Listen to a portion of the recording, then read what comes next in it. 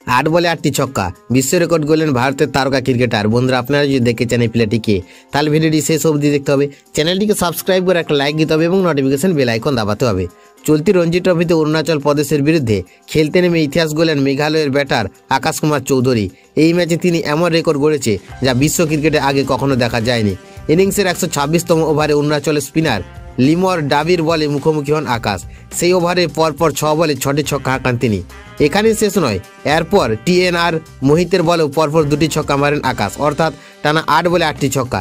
এই প্রথম কোনো ব্যাটার প্রথম শ্রেণীর ক্রিকেটে এমন কীর্তি গড়লেন। এই ইনিংসে আকাশ 14 বলে 50 রান করেন, যার মধ্যে রয়েছে 8টি ছক্কা।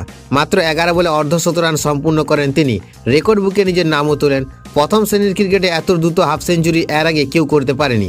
এর আগে এই রেকর্ড ছিল লেস্টারশায়ারের বেন নাইটের দখলে, যিনি 2012 সালে 12 বলে হাফ সেঞ্চুরি করেছিলেন। 1965 সালে ক্লাইভ ইনম্যান করেছিলেন 13 বলে 50। এবার আকাশ তাদের দুজনকে পিছনে ফেলে দিলেন। আকাশ কুমার ছাড়াও এই ম্যাচে মেঘালয়ের অর্পিত ভটেবরা 207 রানে ডবল সেঞ্চুরি করেন, আর রাহুল দালাল কিষান লিঙ্গদোহ করেন সেঞ্চুরি।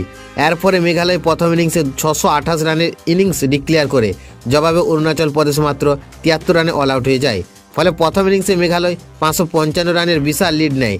আকাশ কুমারের এই ব্যাটিংয়ের ঝড়ে গোটা ক্রিকেট বিশ্বে এখন একটাই নাম, আকাশ কুমার চৌধুরী।